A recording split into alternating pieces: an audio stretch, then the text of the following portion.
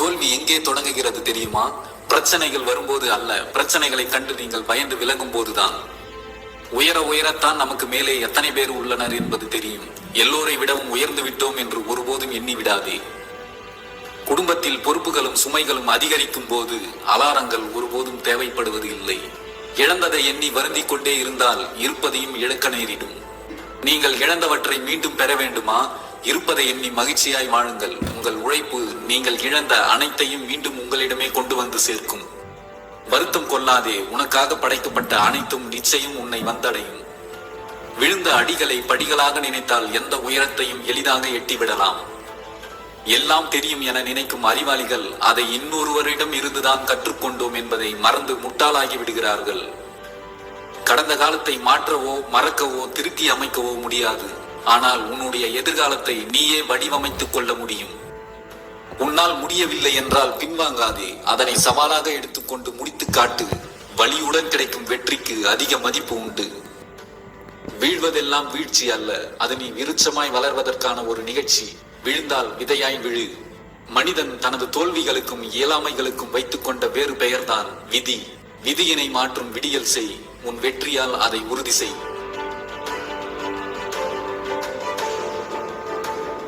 ஆசைப்படுவதற்கு எந்த தகுதியும் தேவையில்லை, ஆனால் அதை அடைவதற்கு அனைத்து தகுதிகளும் தேவை. உன் தகுதிகளை உயர்த்திக்கொள்.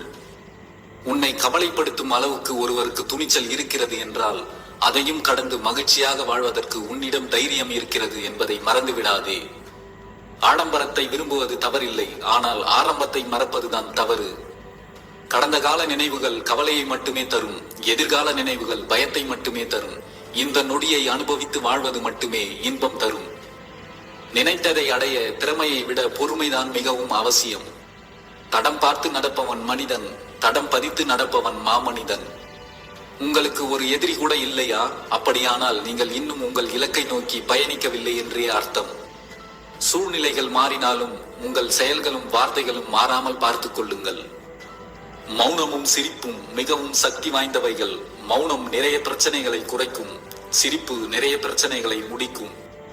செயல்கள் சிறியதோ பெரியதோ தன்னால் செய்யக்கூடியவற்றை சலிப்பின்றி செய்பவரே போற்றுதலுக்குரியவர். எந்த வடிவம் கொடுத்தாலும் ஏற்றுக்கொள்ளும் தண்ணீரை போல எந்த சூழ்நிலையிலும் வாழ பழகிக் கொண்டால் வாழ்க்கை சிறக்கும். நீங்கள் விதைப்பதையே அறுவடை செய்ய போகிறீர்கள். அப்படி இருக்க நீங்கள் ஏன் நல்ல எண்ணங்களை விதைக்க கூடாது? கவலையும் கண்ணீரும் ஒருபோதும் நம்மை வாழ வைக்காது. தைரியமும் தன்னம்பிக்கையும் தான் நம்மை வாழ வைக்கும். பொறுமை ஒருபோதும் தோல்வி அடைவதும் இல்லை, பொறாமை ஒருபோதும் வெற்றி பெறுவதும் இல்லை. நீ எதை சொல்கிறாய் என்பதை விட யாரிடம் சொல்கிறாய் என்பதே முக்கியம். தேவையை உணர்ந்து தேடுங்கள். எது தேவை என்றே தெரியாமல் தேடி தேடி வாழ்க்கையை தொலைத்து விடாதீர்கள். எல்லாம் கடைசியில் சரியாகிவிடும். அப்படி சரியாகவில்லை என்றால் இது கடைசி இல்லை என்று அர்த்தம். சோதிப்பது காலமாக இருந்தாலும் சாதிப்பது நீங்களாக இருங்கள். இங்கு தீர்க்க முடியாத பிரச்சனைகள் என்று எதுவும் இல்லை. நீங்கள் ஒன்றும் செய்யாமல் அமைதியாய் இருந்தாலே பெரும்பாலான பிரச்சனைகள் தீர்ந்துவிடும் என்பதே உண்மை. பயன்படுத்திக் கொள்ள தெரியாத நேரத்தை தான் நாம் நேரமே சரியில்லை என்று சலித்துக் கொள்கிறோம்.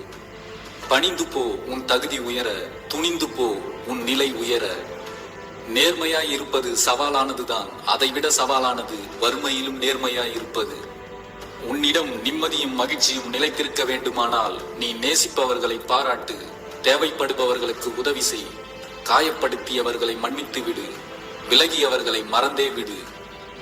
உண்மையில் கடவுள் உனக்குள்ளேதான் இருக்கிறார். அமைதியும் அன்பும் நடுநிலை கொண்ட உணர்வும் கொண்டிருப்பதுதான் கடவுள் உனக்குள் இருப்பதற்கான அடையாளங்கள். தோல்வியில் கூட பெருமை உண்டு, போராடி தோற்கின்ற போது. தண்ணீரை போல இருக்க பழகிக் கொள்ளுங்கள்.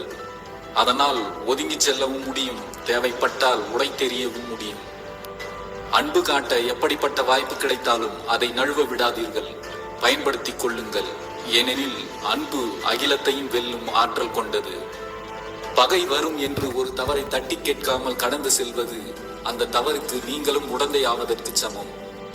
வாழ்க்கையில் எது கிடைக்காமல் போனாலும் பரவாயில்லை, நம் மீது அன்பும் அக்கறையும் கொண்ட சில உறவுகள் கிடைத்தாலே போதும்.